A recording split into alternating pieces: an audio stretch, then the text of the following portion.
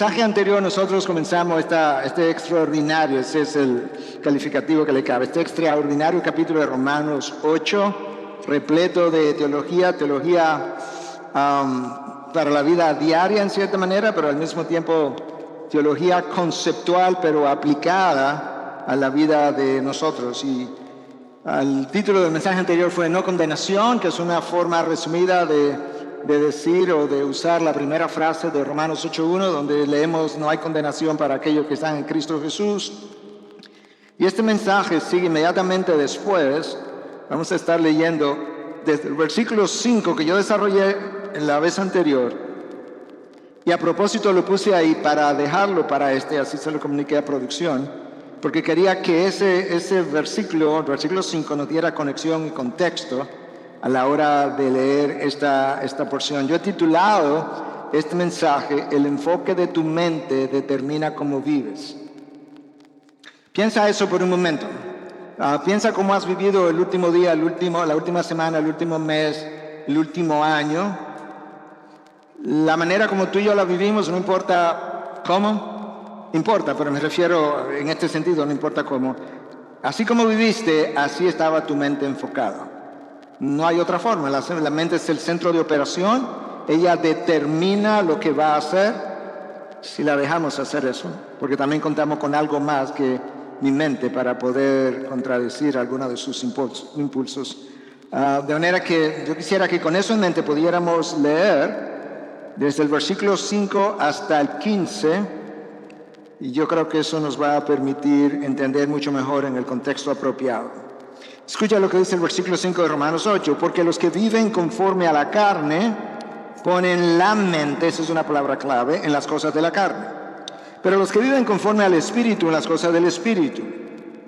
Porque la mente puesta en la carne es muerte, pero la mente puesta en el Espíritu es vida y paz. La mente puesta en la carne es enemiga de Dios, porque no se sujeta a la ley de Dios, pues ni siquiera pueden hacerlo. Y a los que están en la carne no pueden agradar a Dios. Sin embargo, ustedes no están en la carne, sino en el Espíritu. Si en verdad el Espíritu de Dios habita en ustedes. Pero si alguien no tiene el Espíritu de Cristo, el tal no es de él. Y si Cristo está en ustedes, aunque el cuerpo está muerto a causa del pecado, sin embargo el Espíritu está vivo a causa de la justicia. Pero si el Espíritu de aquel que resucitó a Cristo de entre los muertos habita en ustedes, el mismo que resucitó a Cristo Jesús de entre los muertos, también dará vida a sus cuerpos mortales por medio de su Espíritu que habita en ustedes. Así que, hermanos, somos deudores, no a la carne, para vivir conforme a la carne, porque si ustedes viven conforme a la carne habrán de morir, pero si por el Espíritu harán morir las obras de la carne, y vivirán. Porque todos los que son guiados por el Espíritu de Dios, los tales son hijos de Dios. Pues ustedes no han recibido un espíritu de esclavitud para volver otra vez al temor, sino que han recibido un espíritu de adopción como hijos, por el cual clamamos, Abba, Padre. Bueno, ahí está el texto. Y si recuerdas, en el mensaje anterior concluimos, basado en el versículo 5, en que Dios divide la humanidad entera, desde Génesis 3 en adelante, en dos grupos. Los que viven según la carne y los que viven según el Espíritu. Los que viven según la carne son los incrédulos, son los que no han nacido de nuevo, son los redimidos o regenerados. Los que viven según el Espíritu, por otro lado, son todo lo opuesto, son los creyentes, los que han nacido de nuevo, los que han sido redimidos o regenerados. Y quizás si la vez pasada fue la última vez que tú oíste acerca de que la humanidad está dividida en dos grupos, realmente no debiera sorprendernos en lo más mínimo, porque Jesús no enseñó de otra manera. Cristo claramente dijo en un momento dado, el que no está contra mí, el que no está conmigo, está contra mí. Dos grupos. El que conmigo no está recogiendo, bueno, pues él desparrama. O está en un lado o está en el otro.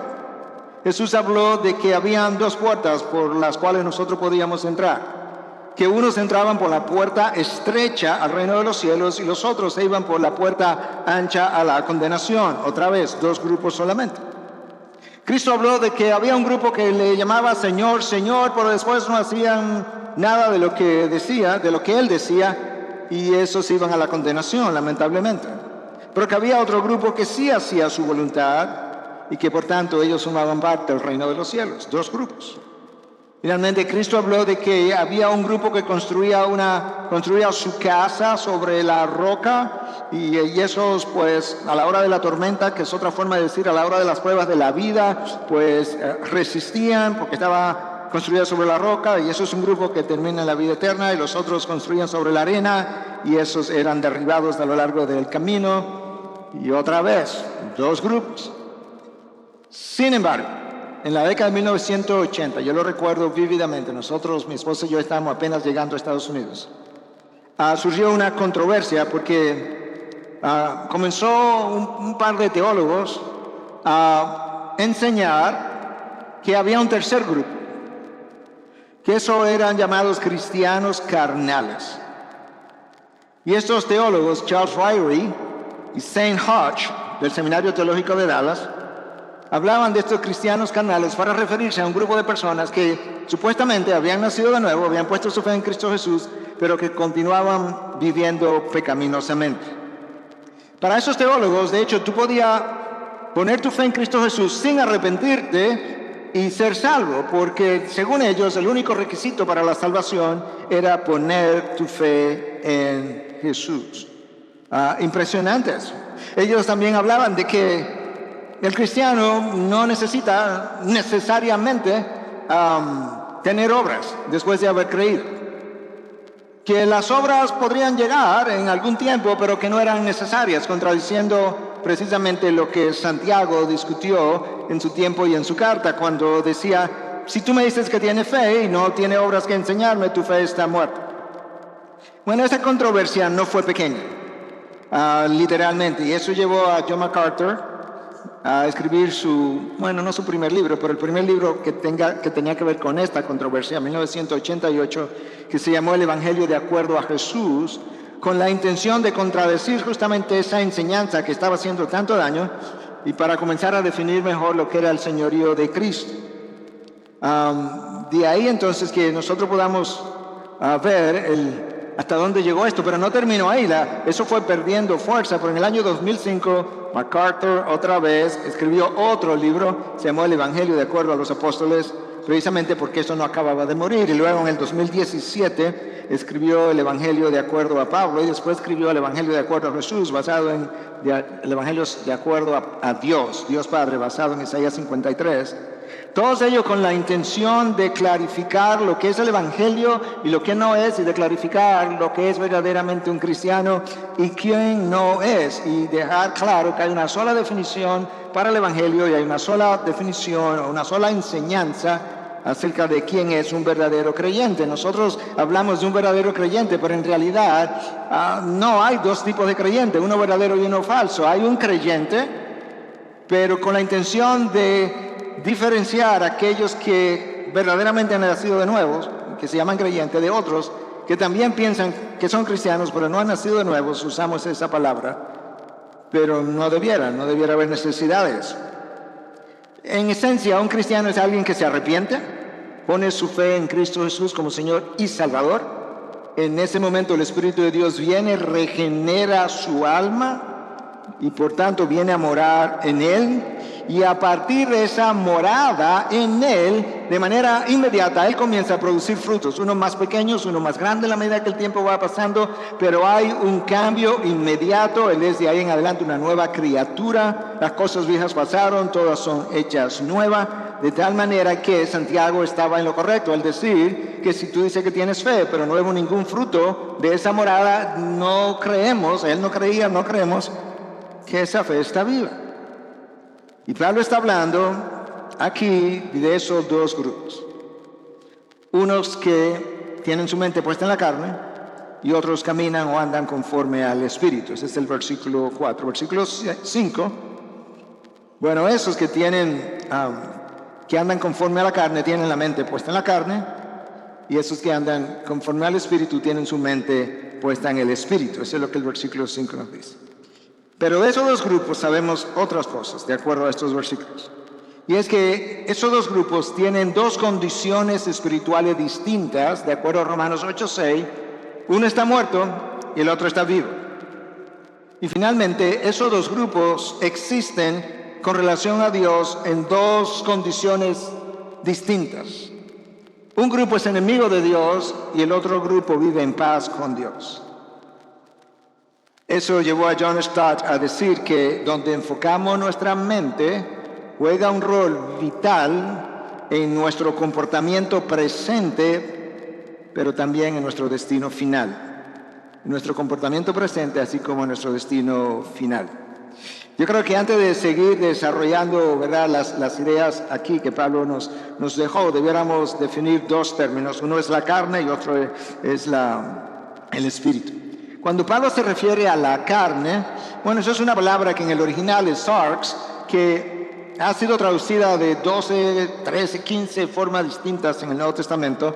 A veces se refiere a la anatomía humana, sobre todo la parte muscular. Otras veces se refiere al ser humano en general. Otras veces se refiere como algo terrenal. Pero cuando Pablo habla o usa la palabra carne aquí en Romanos 8, básicamente se está refiriendo a la naturaleza caída con todas sus inclinaciones pecaminosas y todas sus formas egoístas de pensar y vivir. Todas sus formas egoístas de pensar y vivir. Quizá lo podamos decir de esta manera, que la carne es la inclinación pecaminosa del yo, o el yo dominado por el pecado que se opone a Dios o a lo que Dios desea. Es el yo dominado por el pecado que se opone a Dios, lo que el yo desea. Esa es la carne.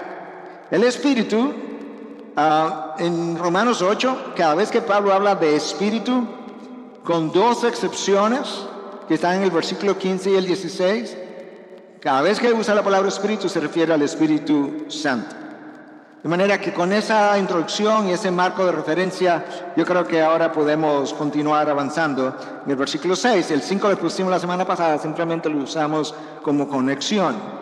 Entonces, la primera característica que Pablo nos da de la mente puesta en la carne aparece en el versículo 6 y nos dice que esa mente está muerta. Bueno, si está muerta, no entiende, no desea a Dios, ni es estimulada positivamente por la verdad de Dios. Esa es la mente del no creyente. Él no entiende la revelación de Dios.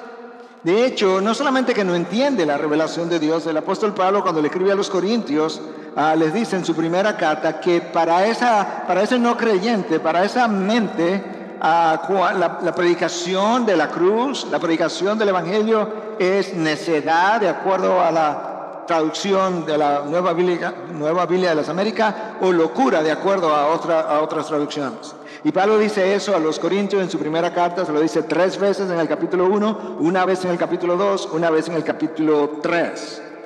Wow. Para esa mente someterse, esa mente que está muerta, para someterse a la ley de Dios tiene que sufrir un cambio. Tiene que haber un cambio de su esencia. Mientras tanto, y esto es importante, esa carne hará lo posible por comportarse como cristiano. Pero la clave es que esa carne hará lo posible para comportarse como cristiano, pero nunca con la intención de abandonar sus ídolos o sus amores, que son la misma cosa. En esencia es como aquel que está tratando de vivir con un pie en el mundo y un pie en el reino de los cielos. Esa carne, dice Pablo, está muerta. La característica número 2, 3, 4 están en el próximo versículo. El versículo 7 es ampliamente revelador. Segunda característica de esa mente, Pablo dice que es enemiga de Dios. Dividimos el versículo 7 en 3, 7a, 7b, 7c. En 7a, Pablo nos dice que esa carne es enemiga de Dios. Esa carne siente un rechazo hacia lo que Dios ha revelado. Claro, porque esa mente, es enemiga de Dios. Y usaba como ilustración una conversación que tuve ayer con un adolescente en la iglesia de IBCJ. Estaba hablando ahí a un grupo de jóvenes que se reunieron durante todo el día. Y en un receso, él me paró en uno de los pasillos y me dice, pastor, tengo una pregunta. Y luego me dice, bueno, no es una pregunta, quiero decirle algo que me pasó esta mañana. A ver qué usted piensa. Y me cuenta de que él venía en un Uber y trató de de evangelizar o presentar el evangelio, presentarle a Cristo al chofer, y que el chofer comenzó a decirle, realmente tú no crees eso para nada, tú estás muy joven, tú no sabes lo que está hablando. Y él, el jovencito, fue muy fuerte, muy duro para mí, yo no sabía cómo manejar eso. Y yo le decía, bueno, pero tranquilo, porque cuando Cristo vino, a él le fue peor. Porque Mateo 26:65 nos dice que Cristo fue acusado de blasfemia. O sea, Dios está blasfemando contra Dios. Y luego Juan nos dice en 7:20 que a Cristo lo acusaron de estar poseído de un demonio. ¿Te imaginas? Dios blasfemando y poseído. Y le dije, no, ¿sabes lo que dice la palabra? En el Sermón del Monte, que bienaventurado somos nosotros cuando somos vituperados por causa de todas formas, por causa de su nombre. Yo quiero que tú te vayas de aquí, mi hijo, considerándote bendecido en Cristo esta mañana. Y él abrió los ojos como, ¿en serio? ¿Eso fue una bendición? Bueno, es que él estaba hablando a una mente enemiga de Dios. La palabra traducida como enemigo en el griego es ektra, que viene de un vocablo similar, ektro, que implica hostil, antagónica, agresiva, opuesta. La mente puesta en la carne es hostil, es antagónica, es agresiva, es opuesta. Está en guerra contra los deseos del espíritu. Esto es como Stott lo define. Esa mente es antagonista del nombre de Dios, de su reino, de su voluntad, de su pueblo, de su palabra, de Cristo, del espíritu y de la gloria de Dios. ¡Wow! Está opuesta a todo eso. Ahora, hermano, ninguno de nosotros, antes de venir a Cristo, ninguno de nosotros se vio como enemigo de Dios, y mucho menos hostil, y mucho menos, ¿verdad?, antagonista de Dios. Dios dice, pero así eras tú. Pero no lo sabía.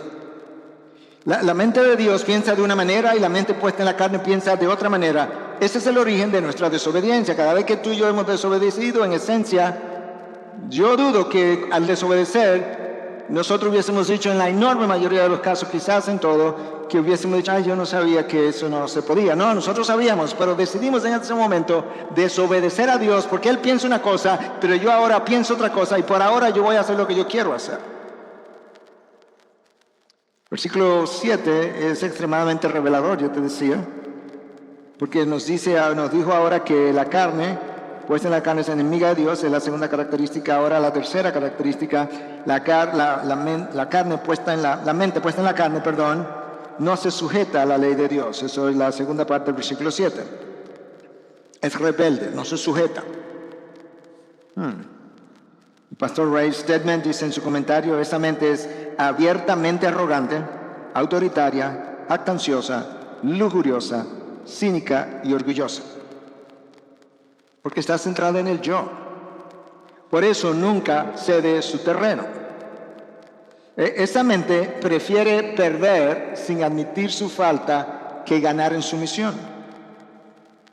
Esa mente escucha la verdad de Dios, pero entiende que las cosas no son así. Y tú podrías decir, no, yo nunca he dicho eso, yo no he escuchado a nadie. No, lo dicen, tú le predicas a Cristo, se lo predicas, se lo lee de aquí de la palabra y te dice, sí, pero mi Jesús no es así. Entonces tú me estás diciendo que no es así como está aquí. Claro, porque esa mente tiene su propia conclusión. Siempre piensa que su opinión es verdadera y valedera. Es una mente argumentativa que prefiere sufrir las consecuencias de su mal caminar antes que someterse a la voluntad de Dios. Es una mente, como el texto dice, que está en rebeldía con Dios. Uno de los diccionarios consultados define la palabra rebelde como alguien difícil de educar, dirigir o controlar porque no obedece a lo que se le manda. Esa es la mente puesta en la carne. Es difícil de educar, difícil de dirigir, difícil de controlar porque no obedece a lo que se le manda. La mente está muerta, es enemiga de Dios, no se sujeta a la ley de Dios. Y cuarta característica, versículo 7, tercera parte, ni siquiera puede someterse a la ley de Dios. Su naturaleza se lo impide. O sea, no es simplemente que no se somete, es que no puede someterse. La naturaleza de esa carne le impide, aun si fuera a someterse, a hacerlo. Es como, lo ilustraba en el primer servicio, es como las aves que no pueden vivir debajo del agua. Hay algunas aves que entran al agua para pescar, toman un pez y salen, pero son unos segundos. Y de esa misma manera, hay peces que pueden brincar fuera del agua y estar en el aire 2 o 3 segundos quizás, como mucho, y luego vuelven a entrar porque no pueden vivir en el aire volando. Así es la carne. Puede comportarse como cristiana por un periodo. Puede engañar a mucha gente por un largo periodo de tiempo, pero no puede engañar a todo el mundo todo el tiempo. Esa es la mente que... Esa mente es tan experta engañando que se autoengaña. Llega a creer su propia mentira. Porque siempre, y al final, siempre terminará alejándose de Dios, a menos que Dios haga algo, y lo termina haciendo de manera resentida con Dios y con su pueblo.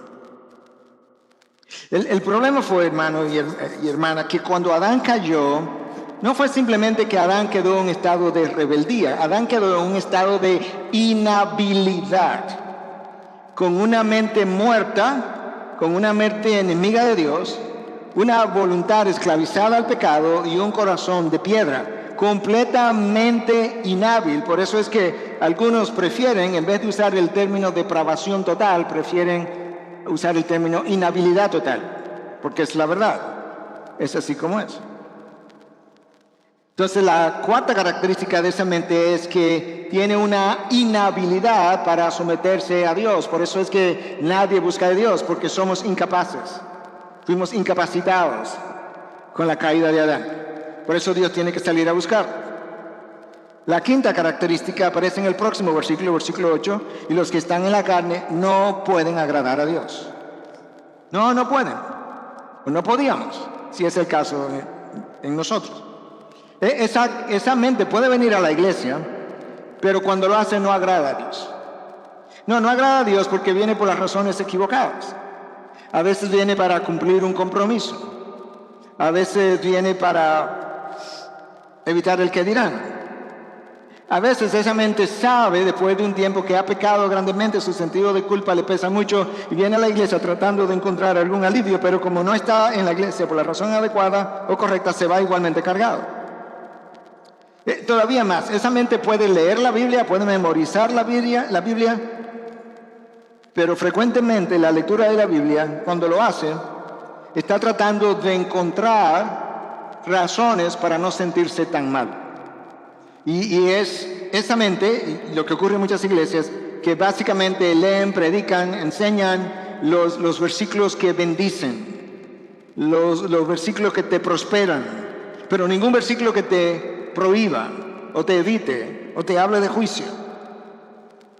Esa mente puede memorizar la Biblia, puede memorizar grandes conceptos y argumentos de apologética, de apología, puede constituirse en el mejor o uno de los mejores apologistas de la fe cristiana y a su muerte descubrirse que vivió una vida inmoral todo su tiempo, y creo que algunos de ustedes saben a qué persona me estoy refiriendo recientemente. Aprende la Biblia, memoriza la Biblia, defiende la Biblia, pero no obedece la Biblia. Estaba peor. Esa persona puede orar, pero no agrada a Dios, porque no obedece a Dios, porque no tiene verdadera fe en Dios. De hecho, Hebreos 11:6 dice que sin fe es imposible agradar a Dios. Ya Dios dijo que yo puedo ofrecer un sacrificio, que eso sería como una forma de obedecer lo que la palabra de Dios dice, pero Dios ya reveló que Él prefiere la obediencia a los sacrificios. Y Dios lo dice porque Él sabía en el Antiguo Testamento y en el Nuevo que tú puedes ofrecer un sacrificio en el Antiguo Testamento como un cordero sin que el corazón realmente esté siendo ofrecido a Dios. Pero ahora, en nuestra era, ¿verdad? Esos sacrificios no existen, pero sus equivalentes puede ser venir a la iglesia o puede ser algo que yo participe de actividades de iglesia. Y la gente va a la iglesia en ocasiones, pero movido por las razones equivocadas. Por ejemplo, cuando me voy a casar, quiero casarme por la iglesia. Bueno, pero si no crees en ese Dios, no lo sigue. ¿Por qué no te casas por la ley? No, yo quiero que ese Dios me bendiga. Pero ¿cómo te va a bendecir si tú no eres su discípulo? O va a la iglesia cuando se muere alguien y voy a cumplir con los familiares. O voy a la iglesia y luego vengo y le digo al pastor, pastor, ¿usted puede hacer una oracioncita por mí? O como yo me encuentro continuamente con mis pacientes que saben que soy pastor y me dice, doctor, ¿usted pudiera hacer una oracioncita por mí? Bueno, para que le pida a Diosito, digo, bueno, yo puedo orar por ti, pero no es a Diosito ni es una oracioncita. Se lo digo pastoralmente más que doctoralmente, para que podamos entender. El problema que tú y yo tenemos es que en la Biblia, creer es obedecer, literalmente. Creer es obedecer. Cristo dice en Juan 3:36, tú lo conoces o algunos de ustedes lo conocen, el que cree en el Hijo tiene vida eterna, ahí está creer. Pero el que no obedece al Hijo, en otra palabra, el que no cree en el Hijo, pero en términos de obediencia, la ira de Dios permanece sobre él. Entonces ahí donde está el problema. Ahora, la verdadera obediencia requiere la morada del Espíritu. Y la morada del Espíritu es el requisito número 1, de hecho, es el único requisito, o el único requerimiento, bueno, sí, requisito, es la misma cosa, la única característica, es la palabra que andaba buscando, que verdaderamente testifica que alguien es cristiano. Bueno, pastor, pero es que nosotros no vemos el Espíritu. No, claro, pero ¿sabes qué podemos ver? Podemos ver sus frutos. Tú crees en la gravedad, pero tú no ves la gravedad. No, pero tú puedes ver sus frutos. Yo acabo de dejar de caer mi lapicero, y si tú me dices, eso fue la fuerza de gravedad, alguien podría decirte, pero ¿dónde estaba la fuerza de gravedad? Yo no tengo que verla, yo vi su fruto, la caída del lapicero o de cualquier otra cosa. De esa misma forma, por eso es que Santiago está argumentando, y argumentaríamos hoy, una fe sin fruto está muerta. Entonces ahora entendimos un poco lo que es la carne y luego la característica de la carne, como Pablo la define. Pero ahora él quiere ayudarnos a entender al otro grupo, los que estaban en la carne, pero ya no están en la carne y que ahora están en el Espíritu. Y él comienza a hacer eso a partir del versículo 9. Fíjate que él va ahora a hacer un giro, y la primera palabra del versículo 9 nos dice que está haciendo un giro. Describió una serie de cosas que ya te la expliqué, la expuse, sin embargo, ahí va el giro. Ustedes no están en la carne, sino en el Espíritu. Entonces de aquí en adelante él va a hablar del otro grupo. Si en verdad el Espíritu de Dios habita en ustedes. Pero si alguien no tiene el Espíritu de Cristo, el tal no es de él. Pablo dice de manera positiva que si no estamos en la carne, si no estás, el Espíritu está en ti. Y luego dice de manera negativa, pero si no está en ti, entonces tú no eres de él. Ese solo versículo nos deja ver claramente que la característica distintiva del creyente es la morada del Espíritu. Y yo te decía que yo no puedo ver el Espíritu, pero yo puedo ver sus frutos. Y los frutos del Espíritu son una enormidad, pero en Gálatas 5, 22, 23 se nos definen algunos de los frutos que yo puedo ver en tu persona. Amor, gozo, paz, paciencia, benignidad, bondad, fidelidad, mansedumbre y dominio propio. Esos son.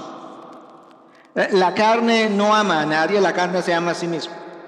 La carne no tiene gozo, la carne lo que tiene es muchas quejas. Porque como la carne vive centrada en sí mismo, nunca está satisfecha con lo que recibe. La carne no es paciente porque todo el mundo está atrasado, nadie le está sirviendo, por lo menos como ella quiere. La carne no es fiel, no tiene fidelidad. No es mansa, no quiere dominio propio porque no quiere que la restrinjan. Por eso MacArthur decía que el fruto del Espíritu, esto es como una buena frase, es el indicador externo de la salvación. Notaste, el fruto del Espíritu. Porque esas cosas no forman parte del fruto de la carne. Y la manera como tú y yo podemos como visualizar eso a manera de ilustración es de esta forma. Nosotros, imagínate que nosotros somos la tierra. Entonces la palabra de Dios, nosotros somos la tierra, es la semilla que es enterrada. Las circunstancias de la vida de que habla la palabra del sembrador cuando las cosas se ponen difíciles, viene la persecución o vienen los bienes materiales y la riqueza que hacen que muchos pues se desvíen del camino. Eso hace que la semilla se muera. Las circunstancias de la vida, cuando la semilla es genuina en tierra buena, entonces crece. ¿Ok? De manera que las circunstancias de la vida son el abono para aquellos que son genuinos en Cristo. Y el jardinero es el Espíritu Santo. El jardinero es el que viene y riega la semilla. El jardinero es el que no solamente riega la semilla, sino que cuando ve el árbol crecer, comienza a producir el fruto. Cuando ese árbol está pequeñito, yo no sé si es de mango y yo no puedo analizar su genética para saber, pero una vez que crece y yo veo sus frutos colgando, digo, es un árbol de mango. Eso es exactamente como es en nosotros. Cuando otros ven el fruto, pueden decir, bueno, verdaderamente eso es un hombre cristiano o una mujer cristiana. Y eso ocurre, a eso le llamamos la cosecha del jardinero. La cosecha del Espíritu es el fruto del Espíritu. Por eso le llamo al Espíritu Santo como el jardinero. Y eso ocurre cuando nosotros, tú y yo, le cedemos el control de nuestra vida al Espíritu Santo. ¿Y cómo ocurre eso, pastor? Cuando le cedes el control de tu mente, le has cedido el control de tu vida. Porque la mente es la torre de control. Tú conoces la torre de control que le da permiso a los aviones para que aterricen y despeguen o los detiene. La mente es la torre de control de tu vida. Cuando le cedes el control de tu mente, la mente al Espíritu Santo, el Espíritu Santo comienza a cambiar esa mente y pronto tú estarás fructificando. Pero esa fructificación y esa transformación ocurre de adentro hacia afuera. Déjame ilustrártelo. Tomas una semilla, la entierra y ahí la cubre de tierra. Eso está adentro de la tierra, por así decirlo. Yo no lo veo. Pero ahora resulta que la semilla en unos días, si tú cavaras la tierra, tú verás que ha comenzado a germinar. Pero si dejas la tierra ahí, va a germinar y de repente comienza a salir sobre tierra. Porque la transformación de la semilla se produce de adentro hacia afuera. Igual que la transformación en nosotros que produce el Espíritu ocurre de adentro hacia afuera. De manera que la mente que estaba muerta ahora es vida, está viva. De tal forma que la mente que estaba en rebeldía ahora está en paz con Dios y comienza a someterse. Quizás no completamente, pero de manera creciente en la medida que el tiempo pasa. Ahora, la razón de ese cambio es que la mente que estaba puesta en la carne ahora está puesta en el Espíritu. Por eso el título del sermón es la orientación de mi mente determina cómo vivo. Y eso es lo que ha ocurrido. Mi mente, en vez de estar orientada hacia la carne, ha sido orientada hacia el Espíritu y ahora hay otra forma de vivir. Y pastor, ¿cómo ocurre eso? Porque usted puede decir fácilmente que ahora la mente está en el Espíritu, pero ¿cómo yo sé? Bueno, esto es lo que ocurre, de adentro hacia afuera. La forma de pensar de la mente es cambiada. Bueno, ¿y cómo yo sé eso? No es tan difícil. Tu forma de hablar comienza a cambiar. Tu forma de actuar. Porque si pienso diferente, actúo diferente. Mi forma de valorar a las personas. ¿Recuerda lo que Pablo dice en 2 Corintios 5:17? Que si alguien está en Cristo, nueva criatura es. Nuevas cosas, las viejas cosas pasaron, todas son hechas nuevas. De ahora en adelante, ¿cuándo ahora, Pablo? Después que me convertí, ya no veo a nadie según la carne. No me aprovecho de nadie, no abuso de nadie. Me propongo todos los días dar más de lo que quito de otro. Eso sería una excelente decisión. Todos los días te levantas, Señor, hoy yo me voy a proponer a darle más a los otros de lo que pido de ellos. Comienzo a valorar a las personas, no a usar a las personas. Yo comienzo a respetar a las personas, porque hay una dignidad humana en ellas. Porque en el caso de los hombres, porque hay una mujer que es un vaso frágil, porque es un portador o portadora de la imagen de Dios. Y si es hijo de Dios, porque es alguien por quien Cristo derramó sangre. Ahora respeto y cuido, no solamente que respeto, es que cuido del otro. Y ahora no solamente eso, pero como mi mente cambió, porque el Espíritu la va cambiando, yo comienzo a cambiar la forma de ver la vida. De manera que la vida no es un tiempo dado aquí abajo para disfrutar. No, la vida es un tiempo de inversión para poder, valga la redundancia, invertir en el reino de los cielos, que es donde yo voy a pasar el resto de la eternidad. Cambia mi forma de ver la vida. Ya no exijo tanto, ya no demando tanto, yo quiero dar más, como Cristo lo hizo, como Pablo lo hizo. Pablo siempre dio más de lo que pidió. No demando, no exijo. Cristo no consideró su condición a Dios como algo a que aferrarse, no la demandó, no la exigió, la entregó de hecho. La mente cambiada comienza a pedir perdón. Y ahora tiene deseo de perdonar. Y comienza a someterse. Los hijos a sus padres, los empleados a sus jefes, las ovejas a sus pastores, las esposas a sus esposos. Pero también hay una cierta sumisión mutua del esposo hacia la esposa, porque antes de que Pablo nos diga en Efesios 5 que la esposa debe someterse a su marido, dice someteos los unos a los otros, de manera que hay una sumisión mutua, y luego Pablo dice, y luego esa sumisión mutua, la esposa se someta a su cabeza. Eso viene con la llenura del Espíritu, de la cual pedimos en canción, ven y lléname. Me encanta esa canción, a veces la oigo 3, 4, 5, 6 veces corrido. Y esto es como Pablo le dice. Digo pues, eso es una forma de Pablo decir, bueno, le digo a ustedes, como ustedes dicen que son cristianos, pues, anden por el Espíritu. Ok, Pablo, pero ¿cómo me va a ayudar eso? ¿De qué me beneficia? Oye, escucha. Anden por el Espíritu, y no cumplirán el deseo de la carne. No es tan complicado lo que Pablo está diciendo. Obviamente hay una batalla, hay una lucha, yo sé, la lucha es continua y es diaria. No, yo sé, eso es verdad. Pero lo que Pablo está diciendo, a pesar de todo eso, la manera de no cumplir el deseo de la carne requiere que mi mente esté en las cosas del Espíritu y anden por el Espíritu y no cumplirán los deseos de la carne.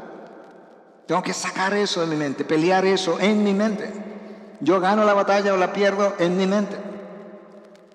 Y ya le mencioné la semana pasada que la palabra ahí en Gálatas 5:16, andar por el Espíritu, es peripazo, que es un imperativo presente. En otras palabras, el andar por el Espíritu para el cristiano no es una opción que Pablo me dice, hey, tú vas a andar por la carne, tú vas a andar por el Espíritu. Yo creo que tú debes andar por el Espíritu. No, es un mandato y el mandato es continuo todos los días.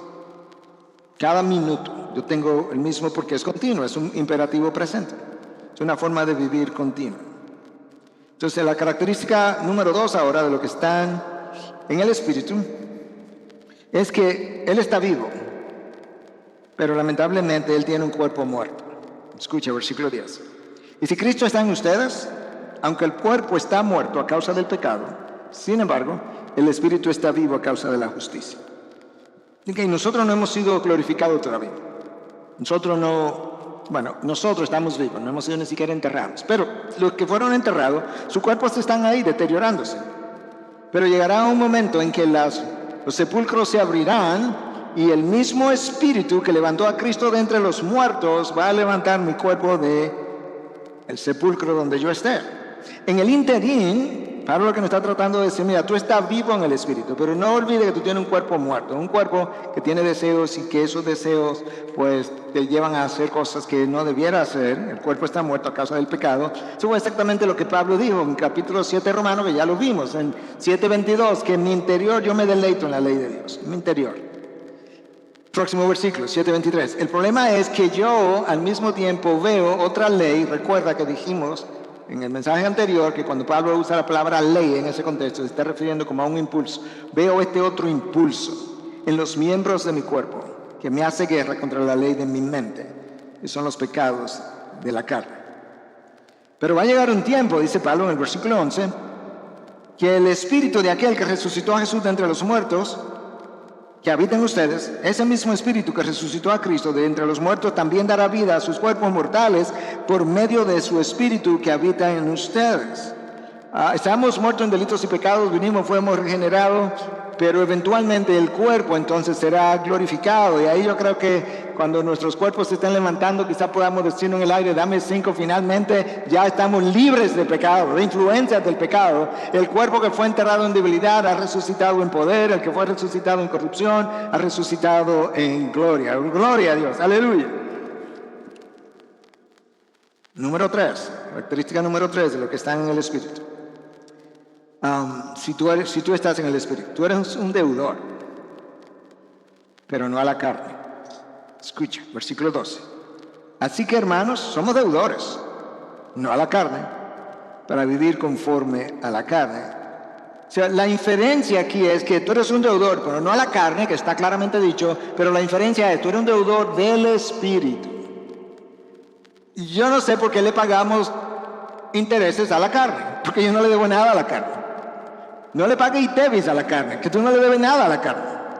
En mi carne no habita nada bueno. De hecho, Cristo lo dijo de otra forma, como vimos también. La carne para nada aprovecha. ¿Cuál es tu fascinación con la carne? Si no te provee nada bueno. Ahora al Espíritu tú le debes todo. De Él que somos deudor. Al Espíritu le debemos el hecho de haber pasado de la muerte a la vida. Al Espíritu le debemos el privilegio de amar, de poder amar la ley de Dios. Al Espíritu yo le debo que ahora yo puedo someterme a la ley de Dios, porque Él me empodera. Yo le debo al Espíritu el hecho de que ahora yo puedo obedecer genuinamente y no por cumplimiento, para cumplir con alguien. Le debo el hecho de que yo puedo comenzar a lucir más como Cristo. Al Espíritu le debo tanto que no solamente le debo el poder someterme a la ley de Dios, es que Él me transforma a tal grado que incluso pone en mí el deseo de querer hacerlo. Pero a la carne yo no le debo nada, ni tú tampoco. Al contrario. Bueno, pastor, ¿y qué hacemos con esos deseos de la carne? Exactamente. ¿Tú alguna vez has ayunado? Ya sea un ayuno espiritual, o tú has ayunado para hacerte una prueba de sangre el otro día en la mañana. ¿Cómo tú ayunas? El estómago te dice, tengo hambre, y tú le dices, no puedo comer. Pues eso tú haces con los deseos de la carne. La carne te dice, quiero esto, y tú le dices, yo sé. Entonces no te lo puedes comer. ¿Por qué? Porque ahora yo tengo algo que amo más que el deseo que tú quieres, que se llama Dios. No solamente que lo amo más, es que Él es mi amo y no tú. Hasta ahora tú habías sido mi amo, pero ya no. No te debo nada. Cristo me hizo libre. Me liberó de ti. A Él sí yo le debo todo. De manera que es a Él a quien voy a obedecer y no a ti. Tú ayuda de la misma forma que ayunaste. Pero somos mejores ayunando el estómago que ayunando la carne. ¿Sabe por qué? Porque el estómago lo ayunamos un día, la carne hay que ayunarla todos los días. Hay que crucificarla todos los días. Para hacer algo bien tú y yo, necesitamos depender del Espíritu. De manera que soy un deudor al Espíritu. Poner querer y el hacer. Ahora Pablo establece un buen contraste en el versículo 13. Y hace lo siguiente, escucha. O dice lo siguiente, porque si ustedes viven conforme a la carne, habrán de morir. Pero si por el Espíritu hacen morir las obras de la carne, vivirán. ¿Ok? ¿Por qué si vivo conforme a la carne voy a morir? Porque no soy creyente. Pablo me está diciendo, si tú pecas un día, ya vas a morir. No, eso no es lo que él está diciendo. Pero si tu estilo de vida, el conocido y el no conocido, uno de los dos o los dos, son conforme a las obras de la carne, tú vas a morir. Yo voy a morir. ¿Por qué? Porque no soy cristiano. Porque obviamente no estoy exhibiendo el fruto del Espíritu. Y la mente puesta en la carne es muerte. Hermanos, después que el Espíritu viene a morar en ti y en mí, es cierto que Él es el agente de la santificación, pero Él no lo hace solo. Por diseño de Dios, no porque no pueda, pero por diseño de Dios. Yo tengo una responsabilidad. Yo tengo una responsabilidad de hacer morir las obras de la carne. Ahora, yo no tengo ese poder. Nota que yo no hablé de poder. Yo tengo la responsabilidad de depender del Espíritu, de buscar llenura del Espíritu, de agarrarme del poder del Espíritu y hacer yo morir las obras de la carne. ¿De dónde yo saco eso? Versículo 13. Porque si ustedes viven conforme a la carne, habrán de morir. Pero si por el Espíritu hacen morir, ¿quiénes? Ustedes. Las obras de la carne, vivirán. ¿Notaste cómo Pablo le dice? No dice, pero si ustedes hacen morir las obras de la carne, vivirán. No dice eso. Si por el Espíritu la hacen morir, el Espíritu me empodera. Yo me rindo, yo me someto. Pero Él me empodera para ayunar la carne. Lo que implica que mi santificación no es pasiva para mí, es muy activa. Yo necesito el dominio propio, que es fruto del Espíritu, para decir que no a todo lo que Dios quiere que yo diga que no. Y yo necesito la dependencia de ese Espíritu, es muy activa por medio del Espíritu. Déjame ver si te lo puedo ilustrar porque el tiempo se ha ido. En Gálatas 5:20, Pablo describe primero las obras de la carne. Y en 5:22 y 23 me describe el fruto del Espíritu, que yo creo que es como una excelente inspiración que Pablo recibió para ponerlo ahí uno detrás del otro. Entonces él describe una serie de cosas. Yo no tengo tiempo para entrar en todas, pero déjame darte algunas. En 5:20, Pablo habla de que la ira es obra de la carne. O sea, la ira. Lo opuesto a la ira, ¿qué sería? La mansedumbre. Bueno, en 5:23, Pablo me dice que la mansedumbre es una de las virtudes del fruto del Espíritu.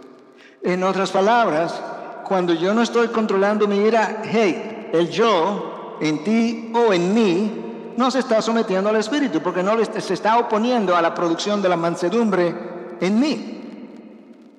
En 5:20 se nos dice que la división es una obra de la carne. Pero en Efesios 4:3 me dice que la unidad es el fruto del Espíritu. De manera que si soy una persona divisiva, hay un problema en mi yo, que no se está sometiendo a la acción del Espíritu, si soy creyente, ¿verdad? Que es el que construye la unidad. Pastor, pero entonces, ¿qué hago? Bueno, ¿tú recuerdas lo que yo te leí la semana pasada? Que Paul Tripp decía o dice que el ADN del pecado es el egoísmo. Entonces el yo hay que matarlo. Sí, pastor, pero que eso viene como con el tiempo, poco a poco, como que lo vamos sofocando hasta que él se va muriendo. Eso no fue lo que Cristo dijo. Escucha lo que Cristo dijo. Una idea. Cristo está aquí predicando, ustedes son las multitudes que venían tras él. Como él vio tanta gente, él dijo, bueno, déjame aclarar a esta gente qué es lo que se requiere para ser un discípulo mío. Si alguno de ustedes que están aquí, allá arriba, allá atrás, quiere venir en pos de mí, mátese a sí mismo, muera a sí mismo. O sea, comienza por ahí. Pero Jesús, todavía no he comenzado a seguirte. Claro que no, porque si tú no mueres a ti mismo, tú vas a venir detrás de mí caminando, pero tú vas a seguir al yo tuyo. No, si tú quieres venir en pos de mí, tú mueres a ti mismo. ¿Y qué más? Bueno, tú tomas tu cruz y luego tú me sigues, porque no me puedes seguir si el yo no se muere. Pero que no me lo habían explicado así. Bueno, está ahí en la palabra. Más de una vez, en diferentes formas. En Gálatas 5:20 dicen que los pleitos son obras de la carne. Bueno, en 5:22 se nos habla de la paciencia que pudiera evitarnos los pleitos. Pero si los pleitos son obra de la carne y yo encuentro que soy una persona contenciosa, el orgullo de la carne que se requiere para contender, porque a la carne le gusta ganar y no le gusta perder. Entonces hay una parte del yo que no ha sido cedida al control del Espíritu. Estoy hablando creyentes. En Gálatas 5:20 se nos habla de las rivalidades, que son fruto de la carne. Bueno, pero 5:22 nos habla que la paz, que ya le mencioné, es fruto del Espíritu. 5:20 nos dice que la inmoralidad, la sensualidad, las borracheras, las orgías son fruto de la carne. Sí, pero en 5:23 se me dice que el dominio propio, que frena toda esa perversión sexual, es una virtud del fruto del Espíritu. Hay una parte de Miguel en ese caso, si fuera la persona, que no se está sometiendo y que está en rebelión al señorío de Cristo y al control del Espíritu, que básicamente es la misma cosa. Y por eso no estoy frenando esas obras. ¿Te das cuenta por qué Tripp dice que el ADN, la esencia del pecado es el egoísmo? Y la conclusión de Pablo, y cuarta característica de lo que están en el Espíritu, es que son guiados por el Espíritu. Versículo 14. Porque todos los que son guiados por el Espíritu de Dios, los tales son hijos de Dios. Si tú eres un hijo de Dios, el Espíritu mora en ti, entonces tú eres guiado por el Espíritu. Si has nacido de nuevo, el Espíritu guía tu vida todos los días. ¿Y cómo el Espíritu guía mi vida todos los días? Bueno, Él mora dentro de ti. Tú no oyes una voz, pero tienes que saber esperar. Y en inglés se habla de los promptings del Espíritu, los impulsos del Espíritu. Y está la palabra de Dios que es iluminada por el Espíritu y de repente me ayuda a tomar ciertas decisiones. Pero tú sabes, los hijos de Dios con frecuencia cambian de trabajo, cambian de naciones, se mudan, cambian de esposa, cambian de novia, de novio, invierten dinero, gastan dinero, consumen dinero, pero todo el tiempo, no, el dinero es del Señor. No es del Señor, tú no has hablado con el dueño. Mi vida es del Señor. No es del Señor. Tú te andas mudando para allí y para acá y tú no has hablado con el dueño de tu vida. O sea, hay un problema en nuestro entendimiento de lo que es un discípulo de Cristo. Entonces, si todo lo que son hijos de Dios son guiados por el Espíritu, ¿qué pasa cuando yo desobedezco? ¿Él dejó de guiarme? No. Yo lo que no estoy haciendo, o lo que estoy haciendo, estoy ignorando la guía del Espíritu. Yo estoy ignorando los impulsos del Espíritu. Yo estoy ignorando los frenos del Espíritu. Si no debes, no debiera, te pasaste. Yo estoy ignorando la sabiduría del Espíritu. Yo estoy ignorando los recordatorios del Espíritu. ¿A ti no te ha pasado que frente a algo el Espíritu te trae una experiencia anterior, similar o igual y te dice, recuerda esto?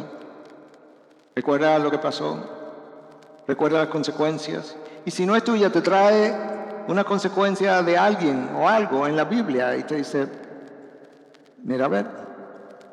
Yo estoy ignorando las advertencias del Espíritu, que no tienen que ser tan místicas. Puede ser un amigo, puede ser un sermón. Puede ser una película de contenido cristiano que Dios dice, tú eso, mira adentro lo que estás pensando o viviendo. Todo eso son recordatorios, advertencia del Espíritu.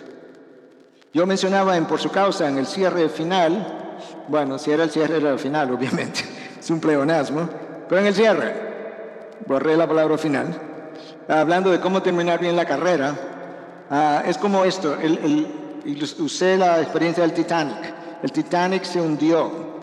1.523 personas perdieron la vida. ¿Sabe cuántas advertencias recibió el Titanic para que redujera velocidad debido a la presencia de iceberg de gran tamaño en el área 6? Y el primero incluso ni se lo entregaron al capitán para no molestarlo porque estaba cenando. De manera que antes de que el Titanic fracasara, Dios permitió que 6 advertencias le fueron dadas. Si verdaderamente tú has nacido de nuevo, el Espíritu mora en ti, por medio de ese Espíritu, hermano, tú fuiste adoptado a la familia de Dios. ¿Tú te imaginas eso?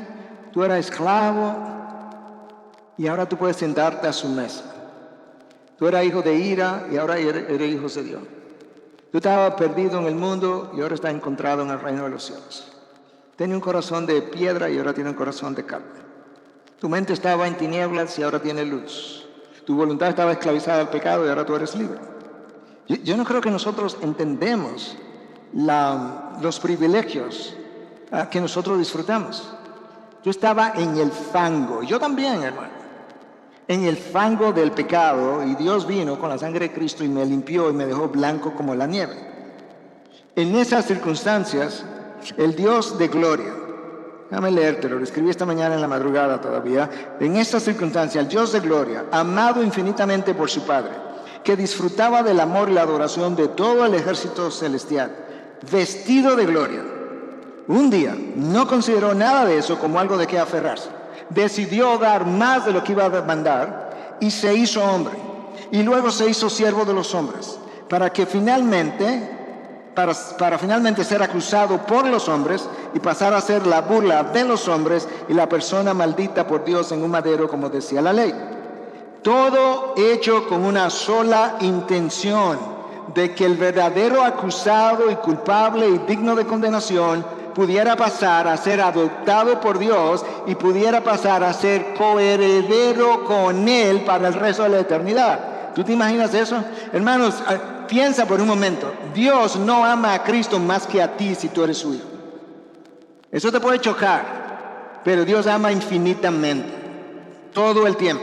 De la misma forma que te digo continuamente, no vas a amar a quien fue tu esposa, a otro esposo o tu hijo más que a los demás que estén en el reino de los cielos, aunque nunca lo hayas conocido, porque eso no es como se ama en el reino de los cielos. No se ama parcialmente. Y escucha, este es el final de una ilustración que Tim Keller usó. No voy a leer la ilustración. Yo creo que esto es suficiente. Este es su comentario después de la ilustración. Nuestra adopción significa que somos amados como Cristo es amado. Somos honrados como lo es Él. Cada uno de nosotros, pase lo que pase, mis circunstancias no pueden obstaculizar ni amenazar esa promesa. De hecho, tus malas circunstancias solo te ayudarán a comprender e incluso a reclamar la belleza de esa promesa, de que eres hijo.